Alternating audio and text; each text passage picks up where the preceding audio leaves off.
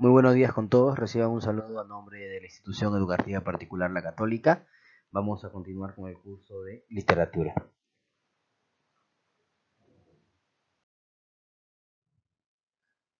Las diapositivas que voy a presentar a continuación son el tema número 6, literatura realista, y están dirigidas a los alumnos del tercer año de secundaria.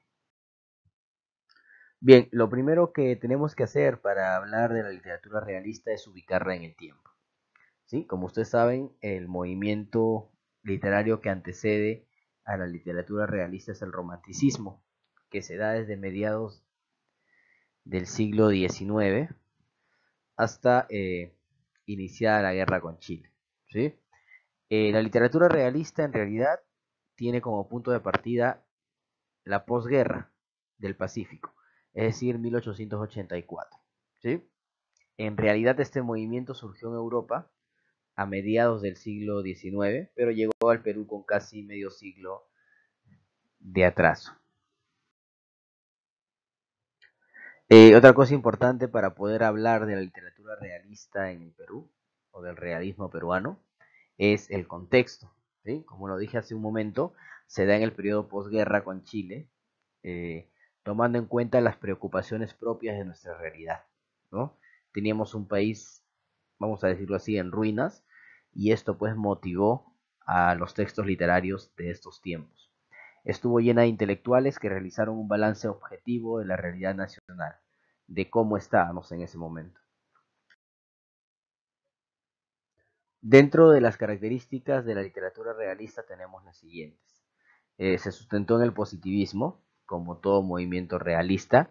Lo que significa el positivismo es lo siguiente. El positivismo es una corriente filosófica que nos dice que para que algo sea verdad, tiene que haber sido experimentado. ¿Sí? Entonces, tiene que suceder, tienes que experimentarlo para considerarlo verdad o para considerarlo un conocimiento. Criticó mucho el centralismo tanto de la política, el social y el económico. Y pues nos decía este movimiento que el centralismo justamente era uno de los principales males nacionales. Se desarrolló muchísimo el discurso político y el ensayo, fueron las especies literarias más utilizadas. Y pues se denunció también la situación que atravesaba el indio en esos momentos, cómo era tratado, cómo vivía, cómo se ganaba el sustento día a día. Tomó mucho en cuenta esta situación que en realidad no era la apropiada. Bien, tenemos como uno de los máximos exponentes a Manuel González Prada y Ulloa.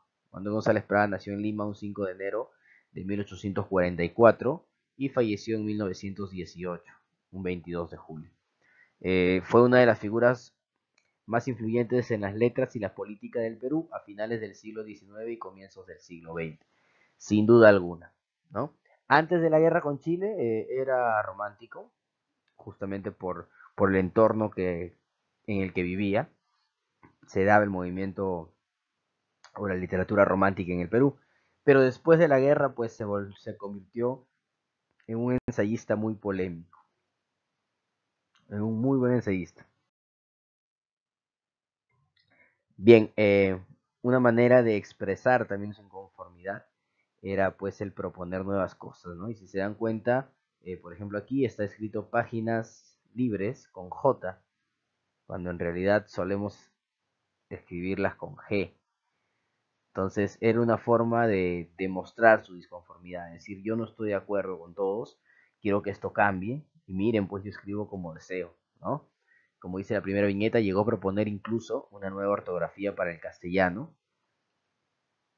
Eh, el texto, llamado Páginas Libres, fue publicado en 1894 y contenía dentro 20 textos sobre temas diversos.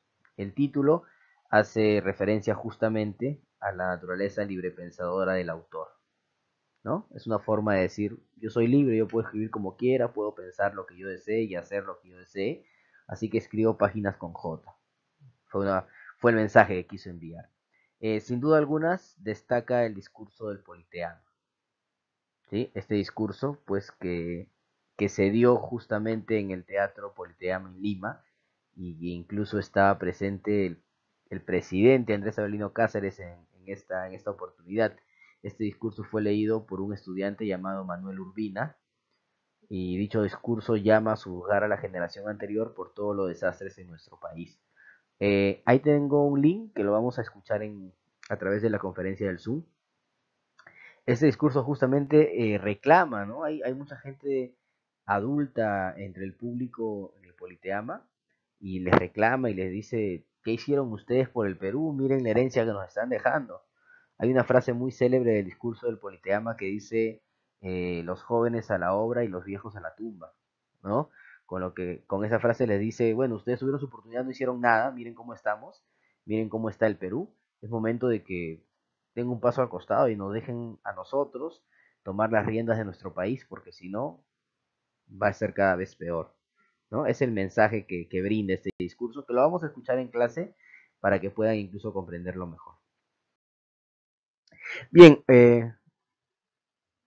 otra representante muy importante del realismo es Clorinda Mato de Turner. Nació en Cusco el 11 de noviembre de 1852. Se casó con José de Turner, quien fallece en el 81. Y luego de esto, pues Clorinda viaja a Lima. Su obra cumbre generó gran revolución social y murió en Buenos Aires el 25 de octubre de 1909, siendo repatriados sus restos en 1924. La obra cumbre de Clorinda Mato de Turner es Ave sin Nido, publicada en 1889, que pertenecía pues al género narrativo y su especie era la novela.